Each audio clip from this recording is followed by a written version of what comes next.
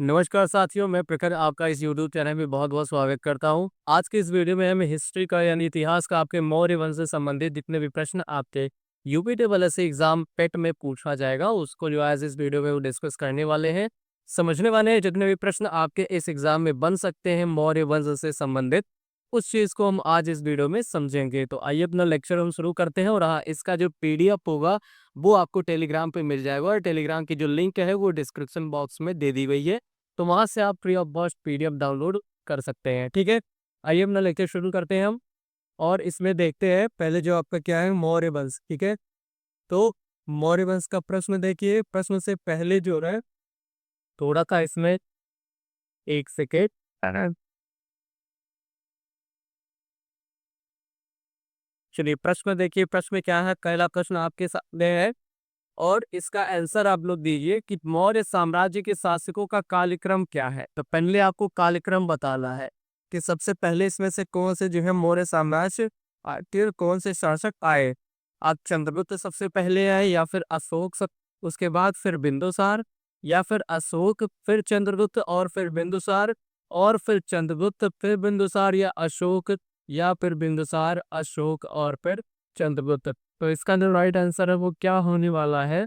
तो अगर आपने मौर्य वंश के बारे में पढ़ा है तो देखिए मौर्य वंश के बारे में हमने पढ़ा है, जो मौर्य वंश का संस्थापक किसको हम मानते हैं? मौर्य वंश का संस्थापक किसको माना जाता है? तो मौर्य वंश का संस्थापक मानते हैं चंद्रगुप्त मौर्य को, ठीक है?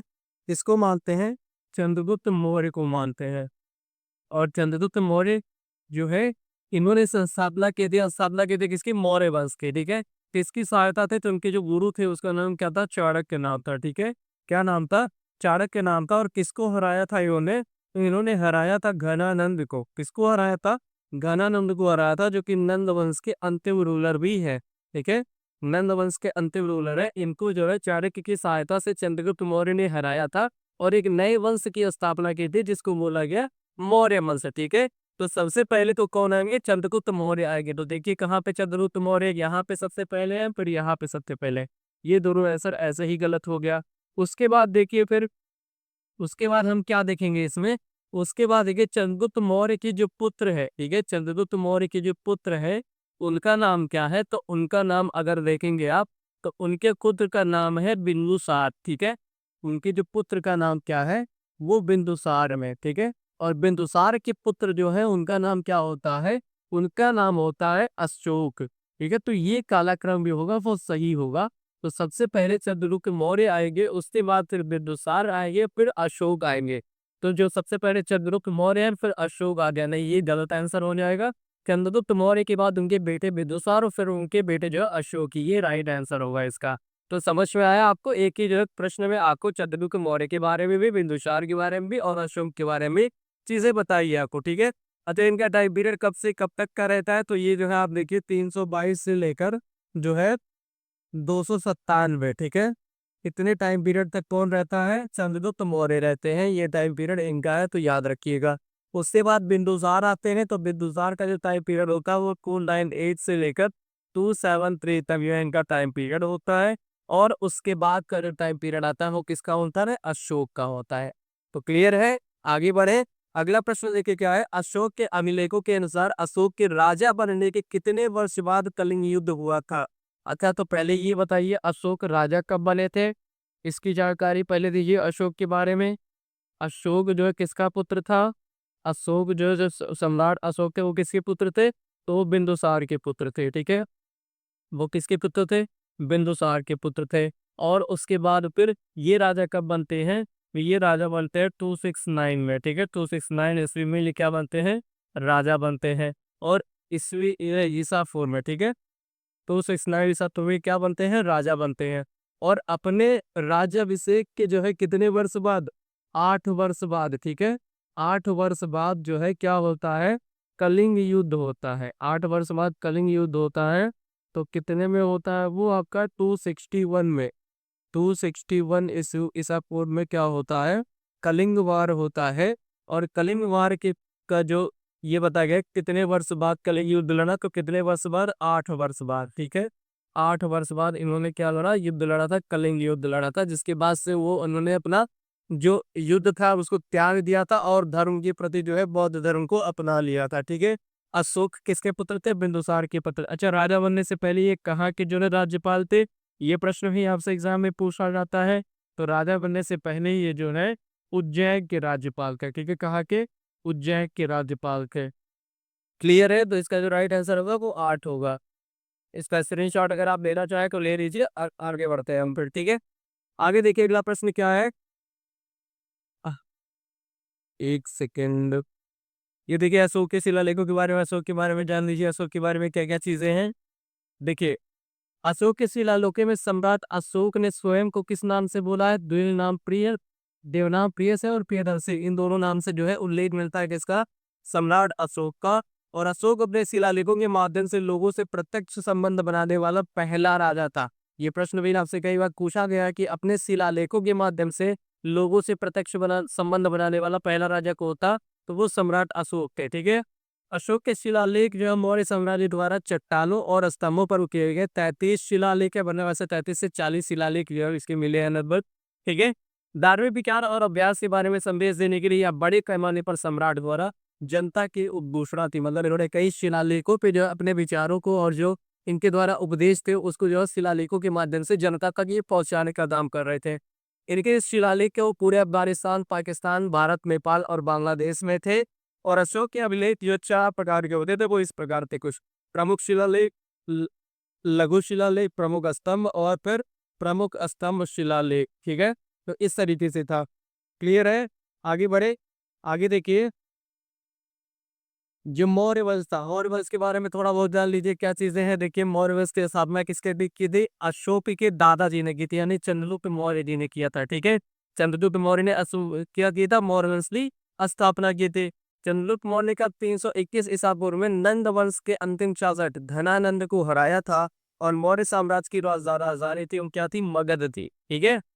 उसने बलूचिस्तान, पूर्वी अफगानिस्तान और सिंध के पश्चिम में क्षेत्र जो 305, ये बहुत इंपॉर्टेंट ईयर है, याद रखिएगा। 305 में क्या हुआ था? उनका युद्ध हुआ था किसके साथ? सेल्यूकस निकेटर के साथ। किसके साथ? सेल्यूकस निकेटर के साथ। और इस युद्ध में सेल्यूकस निकेटर जो था वो हार गया था। और ये सेल्यूकस निकेटर था कौन? सिकंदर का नाम होते। ठीक है। तो वो सेल्यूकस निकेटर हार गया था युद्ध। और हारने के बाद अपनी पुत्री जो हेलेना थी, इसकी इसकी जो पुत्री थी उसका क्या नाम था? हेलेना नाम था। उससे विवाह करवा देता है किसका? चंद्रगुप्त मौर्य का। ठीक है। और फिर देखिए हेलेना ने निकेटर की बेटी से शादी की, इसने चंद्रगुप्त मौर्य ने। और बेटी का नाम क्या था? हेलेना था। फिर मेगास्थनीज जो था वो चंद्रगुप्त के दरबार में आने वाला यूनानी राजदूत थे। और मेगास्थनीज ने एक किताब लिखी थी जिसका नाम क्या था? इंडिका का। ठीक है। और इस किताब में उसने जो है मौर्य वंश के पूरे राजनीतिक वर्णन किया हुआ है। और ये मेगास्थनीज जो है किसके दरबार में आया था? पेपर आज से बार बार पूछा जाता है। तो चंद्रगुप्त मौर्य के दरबार में आया था। ठीक है। और इसने एक फेमस बुक लिखी थी जिसका नाम इंडिका था। आगे देखिए, उन्होंने 321 ईसा पूर्व से लेकर 297 ईस्वी तक अपना शासन किया। उन्होंने बिंदुसार के लिए सिंहासन, मतलब अपने बाद इनके बाद जो शासक बने मौर्य वंश के, वो बिंदुसार बने। और फिर सिंहासन उन्होंने त्याग दिया और जैन भिक्षु इसके साथ भद्रबाहु के साथ कर्नाटक चले गए। और फिर कर्नाटक में श्रवण बेलगोला जो है वहाँ स्थान है जहाँ पे गोमतेश्वर की मूर्ति है, जिसको बाहुबली की प्रतिमा भी बोला जाता है। वहां पे संलेखना विधि के द्वारा, मतलब जिसमें भूख प्यास त्याग के जो है अपने प्राण त्याग दिए, किसने?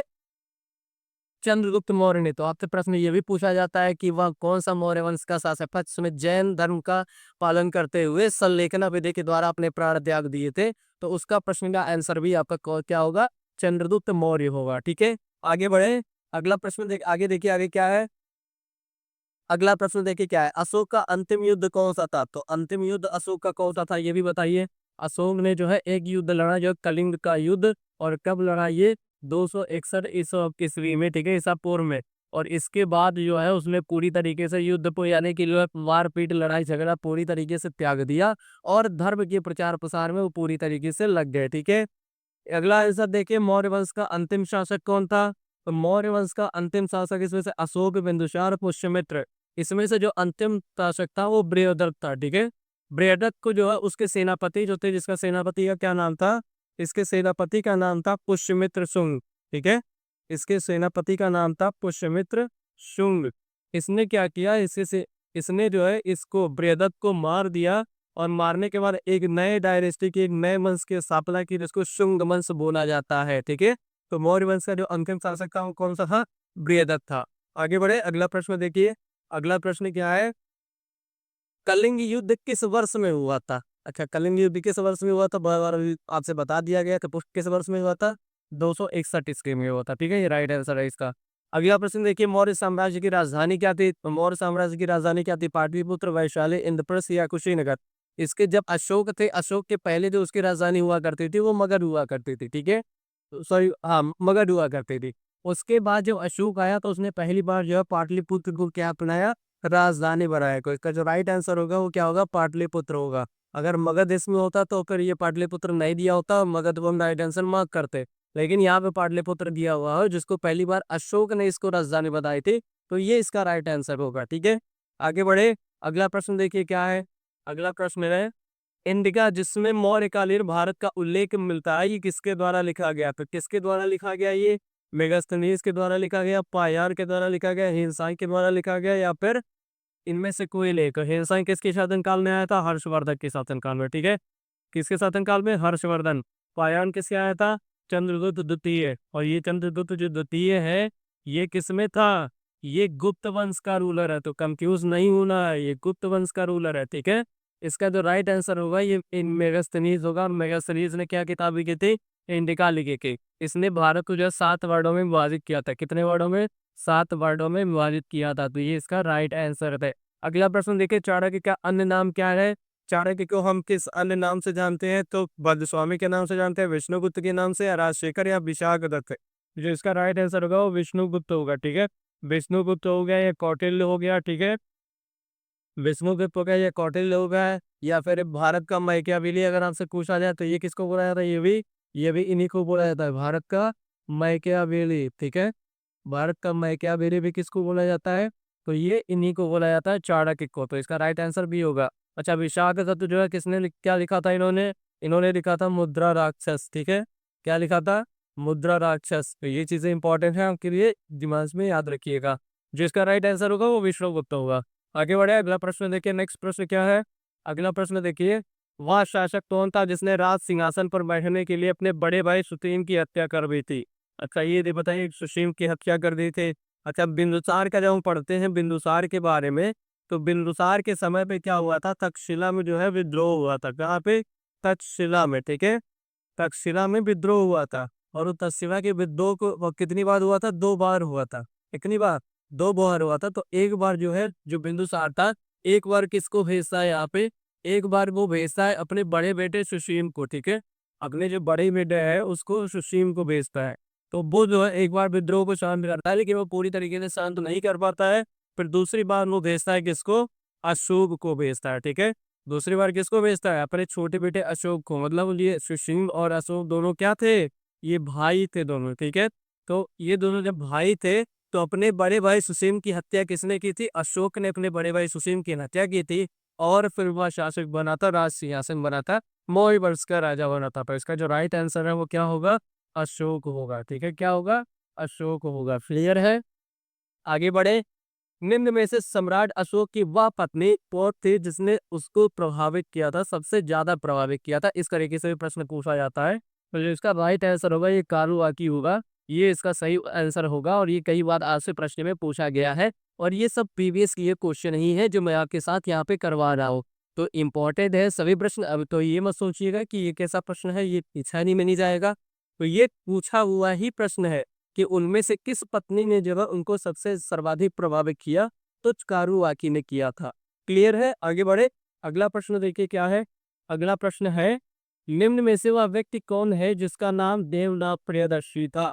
ये चीज भी आप कई बार पढ़ रहे हो जो। ठीक है, तो मौर्य सम्राट कौन थे? वो अशोक थे। अशोक थे। क्या चंद्रगुप्त का क्या नाम था? सेंड्रोपोर्ट। ठीक है, चंद्रगुप्त को यूनानियों ने क्या बोला? सेंड्रोपोर्स बोला था। सेंड्रोपोर्स बोला गया था। ठीक है, भगवान महावीर, गौतम बुद्ध, ये तीसरा ने पढ़ लिया था। गौतम बुद्ध को हम क्या किस नाम से रहते? सिद्धार्थ का नाम था। ठीक है, इनके बचपन का क्या नाम था? सिद्धार्थ नाम था। महावीर के मित्र का नाम वर्धमान था। ये चीजें हमने पढ़ ली है, इसको एक बार रिवाइज कर लीजिएगा। ठीक है, और गौतम बुद्ध और महावीर यानी बौद्ध धर्म और जैन धर्म से संबंधित भी वीडियो आपकी इस प्लेलिस्ट में पड़ा हुआ है। अगर आपने नहीं देखा तो जाके प्लेलिस्ट में उसके भी वीडियोस है, उसमें भी एमसीक्यूज हैं उसको आप सॉल्व कर लीजिएगा, उसकी लिंक आपको डिस्क्रिप्शन बॉक्स में मिल जाएगी, ठीक है। आगे बढ़े, कौटिल्य चाणक्य किसका प्रधानमंत्री था? तो कौटिल्य चाणक्य जो थे वो किसके प्रधानमंत्री थे? तो देखिए यहाँ पे चंद्रगुप्त द्वितीय दिया हुआ और ये गुप्त वंश के रूलर है, तो यहाँ पे कंफ्यूज नहीं होना है आपको, ठीक है। ये गुप्त वंश के रूलर है। चंद्रगुप्त मौर्य जो है ये मौर्य वंश के रूलर थे और इन्हीं का जो क्या थे वो कौटिल्य जो थे वो क्या थे? प्रधानमंत्री कह सकते हैं, वो प्रधानमंत्री थे किसके? चंद्रगुप्त मौर्य के। बिंदुसार के टाइम पीरियड पे भी वो प्रधानमंत्री थे, लेकिन बिंदुसार इसने ऑप्शन में दिया नहीं हुआ है, ठीक है। तो चंद्रगुप्त मौर्य इसका जो राइट आंसर होने वाला है। आगे बढ़े, अगला प्रश्न देखिए क्या है, मौर्य साम्राज्य में प्रचलित मुद्रा का नाम क्या था? अच्छा, मौर्य साम्राज्य में किस मुद्रा का प्रयोग किया जाता था? तो मौर्य साम्राज्य में जो मुद्रा यूज की जाती थी उसका क्या नाम था? पर्ण नाम था, ठीक है। ये बहुत इंपॉर्टेंट प्रश्न है, मौर्य साम्राज्य में कौन सी मुद्रा यूज की जाती थी? तो पर्ण यूज की जाती थी, क्लियर है। आगे बढ़े, मुद्रा राक्षस के लेखक निम्न में से कौन से हैं? अश्वघोष, विशाखदत्त, कालिदास या भास? इसमें से बताइए।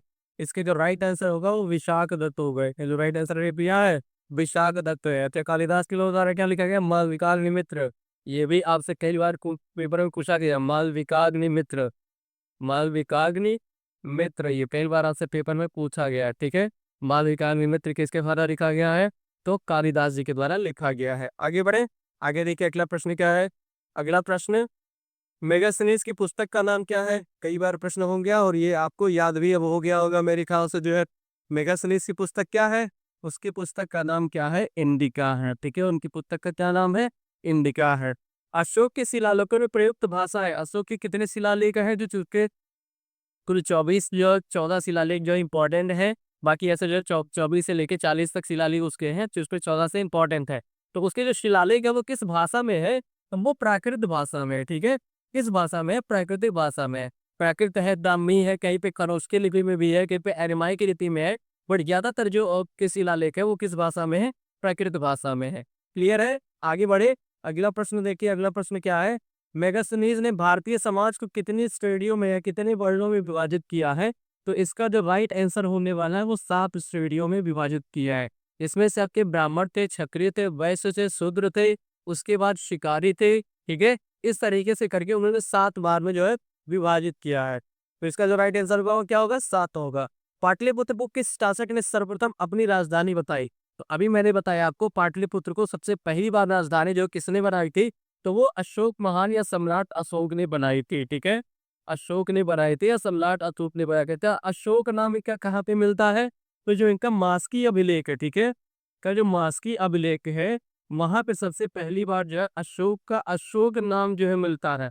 इसके पहले क्या था, उनको देवनाम प्रियदर्शी के नाम से हम जानते थे, लेकिन सबसे पहली बार अशोक नाम जो वर्णित हुआ है वो कहाँ पे है? तो मास्की अभिलेख में है, ठीक है। कहाँ पे है मास्की अभिलेख? कर्नाटका में है, कर्नाटका में, ठीक है। क्लियर है। आगे बढ़े, अगला प्रश्न देखिए, अगला प्रश्न क्या है। नेक्स्ट प्रश्न देखिए क्या है। किस अभिलेख में यह साबित होता है कि चंद्रगुप्त का प्रभाव पश्चिम भारत तक फैला हुआ था? अच्छा, अगर आपको इसका आंसर कहीं पे भी नहीं है तो चंद्रगुप्त मौर्य के बारे में जो प्रमुख अभिलेख है चंद्रगुप्त मौर्य के बारे में, वो किसका है? रुद्र दमन का, ठीक है। रुद्र दमन का जो है, रुद्र दमन का जूनागढ़ अभिलेख, ठीक है। रुद्र दमन का जूनागढ़ अभिलेख, यहाँ से सर्वाधिक जानकारी आपको मिलती है किसके बारे में? चंद्रगुप्त मौर्य के बारे में। अच्छा, इन्हीं का जो एक राज्यपाल था जिसका नाम था पुष्यगुप्त, ठीक है, जिसका नाम क्या था? पुष्यगुप्त। इसने जो क्या किया था? सुदर्शन झील का निर्माण करवाया था। तो ये प्रश्न भी आपके पेपर में कई बार पूछा जाता है कि सुदर्शन झील का निर्माण किसने करवाया था? तो किसने करवाया था? पुष्यगुप्त ने, जो कि एक प्रधानमंत्री या उपराज्यपाल था किसका? चंद्रगुप्त मौर्य का। तो इसका तो राइट आंसर होने वाला है वो रुद्र दमन का जूनागढ़ अभिलेख है, ठीक है। अगला प्रश्न देखिए, केवलवार स्तंभ जिसमें अशोक ने स्वयं को मगध का सम्राट बनाया है। बहुत इंपॉर्टेंट प्रश्न है ये, कि अपने आप उसने मगध का सम्राट बताया है, किस स्तंभ में बताया है? तो किस स्तंभ में बताया है? देखिए, भाब्रू स्तंभ में। किसमें? भाब्रू स्तंभ में। और ये कहाँ पे है? ये राजस्थान में है, ठीक है। राजस्थान के विराटनगर में, राजस्थान के विराटनगर में ये स्थित है भाब्रू अभिलेख। भाब्रू शिलालेख या भाब्रू अभिलेख से हमको पता चलता है कि अशोक ने स्वयं को मगध का सम्राट बताया है। तो इसका राइट आंसर क्या होगा? भाब्रू अभिलेख। आगे बढ़े, अगला प्रश्न देखिए क्या है। अगला प्रश्न है कि सूची वन को सूची को से सुमेलित कीजिए, मतलब किसी के जो राजा है उसके उपनाम दिया गया है, उससे आपको एक सूची दूसरी सूची मिलानी है। तो देखिए चंद्रगुप्त है, बिंदुसार है, अशोक है और फिर चाणक्य है। तो चाणक्य क्या क्या नाम है? विष्णुगुप्त है, सबको पता है। बिंदुसार का नाम क्या है? अमित्रघात बोला जाता है बिंदुसार को, ठीक है। चंद्रगुप्त मौर्य को सेंड्रोबॉट्स बोला जाता है और फिर अशोक को हम क्या बोलते हैं? देवनाथ प्रियदर्शी के नाम से जाना जाता है। तो मतलब पहले का सेकंड पे जाएगा। देखिए पहले का सेकंड कहाँ कहाँ पे है? यहाँ पे है और यहाँ पे है। मतलब ये दो आंसर काट दीजिए। उसके बाद देखिए जो बी बिंदुसार है वो सी पे जा रहा है अमित्रघात पे। तो यानी बी का थर्ड देखिए कहाँ पे है? बी का थर्ड यहाँ पे नहीं है, ये गलत हो गया। बी का थर्ड यहाँ पे है, यही हमारा राइट आंसर हो गया, ठीक है। मतलब चंद्रगुप्त मौर्य सेंड्रोबॉट्स के नाम से जाने जाते थे, बिंदुसार को अमित्रघात के नाम से जाना जाता था, अशोक को देवनाम प्रियदर्शी के नाम से जानते थे और चाणक्य को विष्णुगुप्त या कौटिल्य के नाम से जाना जाता था, ठीक है। सांची का स्तूप किसने बनवाया? सांची का स्तूप कहाँ पे है? एमपी में है, ठीक है। एमपी में है। उसके बाद किसने बनवाया इसको? अशोक ने बनवाया था, ठीक है। किसने बनवाया? अशोक ने बनवाया। क्लियर है? आगे बढ़े। अगला प्रश्न देखिए, अगला प्रश्न क्या है? अगला प्रश्न देखिए तो अशोक के शिलालेखों को पढ़ने वाला प्रथम अंग्रेज कौन था? अशोक के शिलालेखों को पढ़ने वाला जो पहला अंग्रेज था वो कौन सा था? जेम्स प्रिंसेप था, जिन्होंने सबसे पहली बार 1837 में, इसमें 1837 में जो है अशोक के शिलालेखों को उसने पढ़ा था। अब किसने पढ़ा था? जेम्स प्रिंसेप ने, ठीक है। अगला प्रश्न देखिए, कलिंग युद्ध की विजय तथा शक्तियों का वर्णन अशोक के किस शिलालेख में वर्णित है? तो किस शिलालेख में वर्णित है? तो जो 13वां शिलालेख है जो बहुत ही इंपॉर्टेंट है, 13वां शिलालेख, जिसमें किसकी बात की गई है? किसकी बात की गई है? 13वां शिलालेख में बात की गई है कलिंग युद्ध के बारे में। और क्या प्रथम शिलालेख जो है उसके बारे में किसकी बात की गई है? प्रथम शिलालेख में बोला गया है किसके बारे में? पशु बंद मतलब पशु हत्या पे रोक, ठीक है। पशु हत्या पे रोक के बारे में बात की, पशु हत्या पर रोक के बारे में बात की गई है। बचा जो उनके धम्म के बारे में बात की गई, उपदेश के बारे में बात की है, वो 7वां अभिलेख है, ठीक है। 7वें अभिलेख में उन्होंने किसके बारे में बात की है? 7वें अभिलेख में बताइए। 7वें अभिलेख में उन्होंने अपने धर्म की शिक्षा, ठीक है, धम्म की शिक्षा का प्रचार, इसके बारे में बात किया उन्होंने। तो कुछ ये इंपॉर्टेंट शिलालेख है, उसके बारे में भी आप जानते रहिए। तो इसका जो राइट आंसर है वो क्या है? डी है, ठीक है।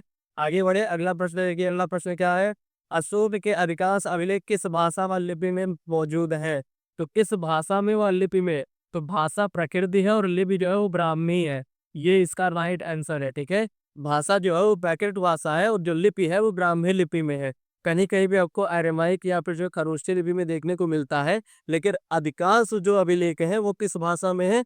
प्राकृत और ब्राह्मी लिपि में है, ठीक है। अगला देखिए, निम्न में से किस राज्यादेश में अशोक के व्यक्तिगत नाम अशोक का उल्लेख होता है? अच्छा, वही हमने आपको बताया कि अशोक नाम किस अभिलेख में प्राप्त होता है?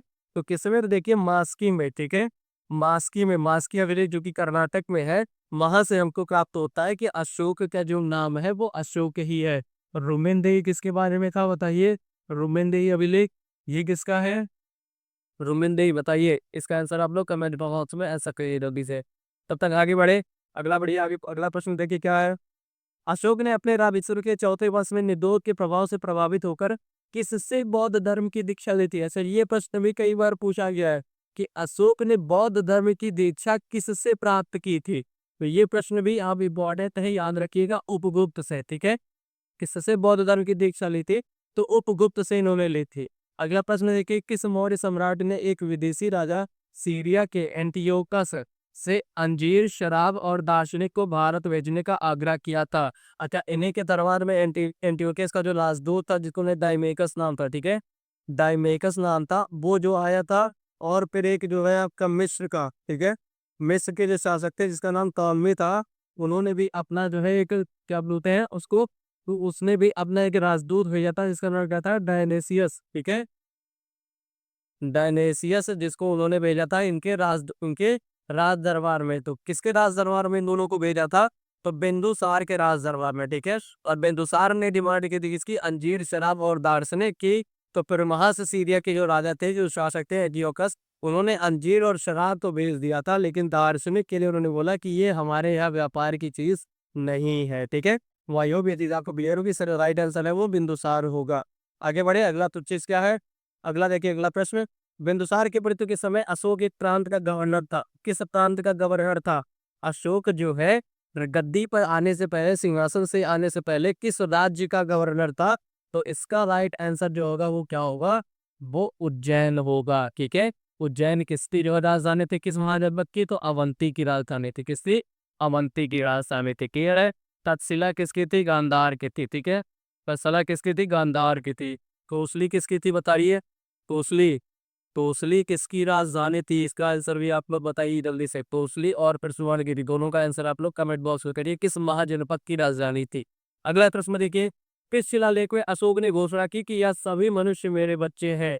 ये प्रश्न भी इंपॉर्टेंट है कि सभी मनुष्य मेरे बच्चे हैं, इसलिए इसके बारे में अशोक ने इस शिलालेख में बात की थी। तो पृथक कलिंग शिलालेख जो है वो इसका राइट आंसर है। पृथक कलिंग के शिलालेख में जो है सबसे पहली बार ये देखने को मिलता है कि सभी मनुष्य मेरे बच्चे हैं। कहीं कहीं के आंसर आपको ये पांचवा बृहद शिलालेख भी देखने को मिलता है, लेकिन इसका जो राइट आंसर है वो पृथक कलिंग शिलालेख ही माना गया है। आगे देखिए अगला प्रश्न क्या है। अगला प्रश्न है, अशोक के मनसेरा एवं शहबाजगढ़ी से प्राप्त बृहद शिलालेख में किस लिपि का प्रयोग हुआ है। तो इसका आंसर बताइए आप लोग कि अशोक का जो मनसेरा पाकिस्तान में है और शहनाजगढ़ी जो पाकिस्तान में है, यहाँ से जो शिलालेख प्राप्त हुए वो किस लिपि में है। तो किस लिपि में है, खरोष्ठी लिपि में है। ठीक है, किस लिपि में है, खरोष्ठी लिपि में है। इसमें क्या होता है कि इधर से इधर लिखा जाता है। ठीक है, इस साइड से इस साइड लिखा जाता है, तो ये खरोष्ठी लिपि है। कहाँ से अशोक के द्विभाषी है, ग्रीक और अरामाइक, ये चीजें देखिए, ग्रीक और अरामाइक जो अगले प्राप्त हुए हैं। कहाँ से, मानसेरा से, काउथी से, कलिंग से, या फिर शेरिकुला या कांधार। तो इसका जो राइट आंसर है वो शेरिकुला कांधार है। यहाँ से जो है पहली बार अशोक के जो द्विभाषाई ग्रीक और अरामाइक अभिलेख हैं वो प्राप्त हुए हैं। तो आई होप ये पूरी चीजें जो आपको अशोक के बारे में और चंद्रगुप्त मौर्य और मौर्य वंश के बारे में जितनी भी चीजें बताई गई वो आपको अच्छे तरीके से समझ में आए होंगे। जितने क्वेश्चंस इसमें आपको बताए गए उसकी प्रैक्टिस अच्छे तरीके से करिएगा। इससे आपको प्रश्न जो है आपकी एग्जाम में जरूर देखने को मिलेगा। अगर आप वीडियो में पहली बार जुड़ रहे हैं तो वीडियो को आप लाइक जरूर कर दीजिए, चैनल को सब्सक्राइब भी कर लीजिए ताकि आपको आने वाली वीडियोस के नोटिफिकेशन मिलते रहें और फिर यूपी ट्रिपल एस एग्जाम की तैयारी आपकी और भी अच्छे तरीके से होती रहे। तो मिलते हैं नेक्स्ट वीडियो में। जय हिंद, जय भारत।